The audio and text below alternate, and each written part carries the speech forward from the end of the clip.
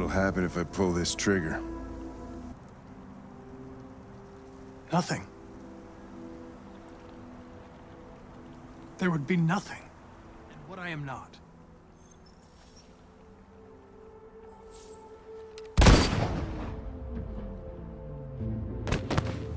This is Detroit Become Human, one of the best video games ever made. A game that earned 4.9 stars in reviews, 10 out of 10 in Steam, 98% liked this video game. I just wanted to talk about this a little bit because I can say without a doubt that objectively this game is a masterpiece. Alright, so for those who don't know, Detroit Become Human is a narrative-driven game by Quantic Dreams that follows 3 android protagonists, Connor, Kara, and Marcus. So each dealing with the idea of sentience, freedom, and morality in a world where androids are treated like disposable machines.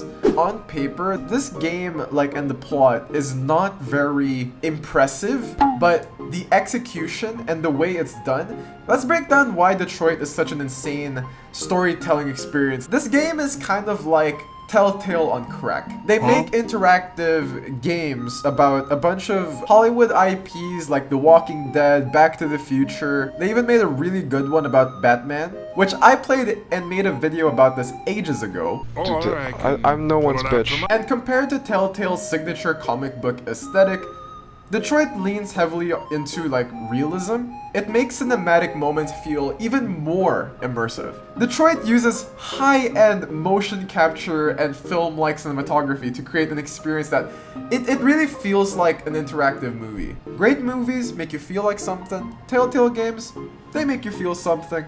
But Detroit, oh, that hits, bro. That hits. Your choices drastically changes the narrative. The characters can live or die, the revolution can succeed or fail, the entire arcs can be skipped depending on your actions, so you could really miss out on a huge chunk of the game because you chose to, I don't know, open the wrong door. Your choices don't just tweak the dialogue, dude. They could completely change the way the story plays out. So for example, Connor choosing whether to obey or rebel, Marcus's revolution path, right? That's also pretty big because you could choose whether to be a pacifist or a violent bot that hates humans, right? You could choose love, you could choose freedom, you could choose violence. And out of the 3, I think Kara's one is the most emotionally driven one, while Connor and Marcus, they're more focused on the stakes, while Kara is more on emotion. If I could bring it into a TV example, Connor and Marcus are like Breaking Bad, while Kara is more on Better Call Saul. They're both equally masterpieces, but in the end, you could really tell how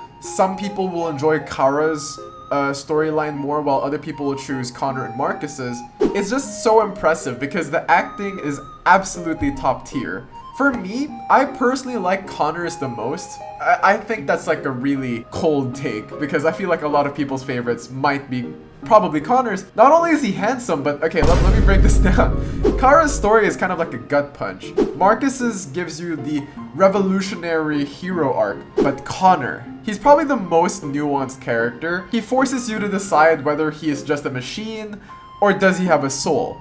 And there is no right or wrong answer because it really does depend on your choices. You could absolutely make him just a human-killing, bot-killing, corporate, soulless machine. But you could also make him a robot full of soul, full of emotion, right? The game gives you Connor, who's kind of like a piece of clay, and then it's up to you whether you make it this super lovable, rootable character, or you could make him a total piece of shit. It's totally up to you. Now, unlike other video games that I've played, like Infamous Second Son and Uncharted, which are, in my personal, ranking, I'd put them both above Detroit Become Human because it impacted me way more when I was a kid. And Infamous Second Son, honestly, is very similar to Detroit Become Human, how you get to decide whether you're good or bad. I think you can see the pattern here. I really like making decisions, and I really like good storytelling. And the conflict between being good and evil in this particular game, it would be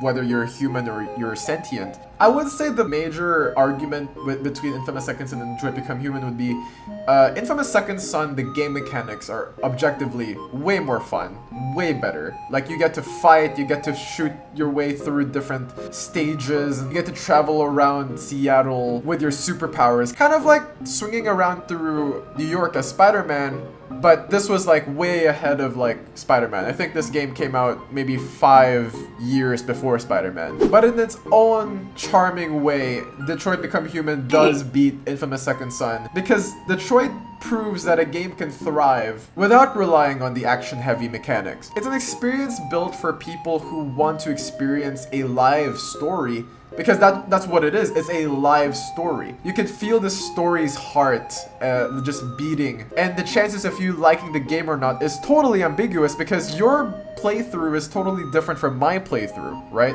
Detroit Become Human is single-handedly the reason I would really want a Letterboxd purely for video games. Because if that did exist, I would put Detroit Become Human as my 5-star front page, dead center. A game that I want everyone to play. I remember as a kid, I tried making my sister play Infamous Second Son. Someone that doesn't play video games, and she was struggling with the game mechanics. I swear to you, it was a struggle trying to convince my sister to move on to the next stage because she's just not used to the controller. Detroit Become Human totally blows that problem out of the water, okay? All you gotta do is just press X when they tell you to press X. You wanna say this, you press that button. Which is exactly why I think the barrier of entry for this game is very, like, okay, it's not totally brain dead, but it's definitely easier than like Uncharted and Infamous Second Son, where you have to live to get to the next level. And that's why I think Detroit Become Human is an absolute masterpiece. The appeal is there for everyone. And not just that, guys. This game came out during the time when ChatGPT and DeepSeek weren't a thing yet, right? It sparked a discussion about artificial intelligence before it blew up. I remember when it first came out, I was kind of like, wow, this is the future. It's going to really suck ass when sentient life forms start living among us, and what are we gonna do, right? It's a very attractive discussion to have and a very fun topic to discuss, but now it seems very necessary.